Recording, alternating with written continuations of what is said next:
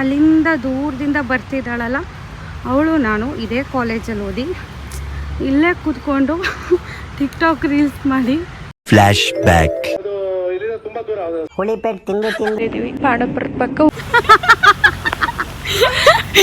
ನಾವು ಓದಿರೋ ಕಾಲೇಜ್ಗೆ ನನ್ನ ಫ್ರೆಂಡ್ ಬಂದಿದ್ದಾಳೆ. ಇವಳು ನನಗೆ ಸಿಕ್ಕಿರೋ ಕಾರಣನೇ ಈ college. You should be very thankful to. ಅದಕ್ಕೆ ಈ ಕಾಲೇಜ್ ಅಂತ ಆಗ್ತಾ ಇಲ್ಲ ನನಗೆ. ಇವಾಗ 4 years ಆದ್ಮೇಲೆ ಬಂದಿದ್ದಾಳೆ. ಖುಷಿ ಇದೆ ನೋಡಿ, ಆ ನಾಸ್ಟಾಲ್ಜಿಯಾ ಇದೆಯಲ್ಲ ಅದು ನೆಕ್ಸ್ಟ್ ಲೆವೆಲ್ ಬೇರೆನೆ.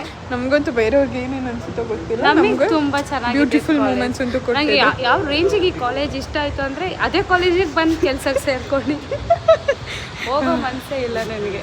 ಆ ಥರ ಅನ್ನಿಸ್ಬೇಕು ನಾವು ಓದಿರೋ ಕಾಲೇಜ್ ಅಲ್ವಾ, ಏನಂತ್ಯ? ಹೌದು, ನನಗೆ ದಿನ ಬಂದು ಇವಾಗ ಅಲ್ಲ, ಇಬ್ರು ಟಿಕ್ಟಾಕ್ ಮಾಡಿದ ಕಾಲೇಜ್ ಇವಾಗ ಹೇಳು ಮಕ್ಳಿಗೆ ಹೇಳ್ಕೊಡ್ತಾ ಇದ್ದಾಳೆ.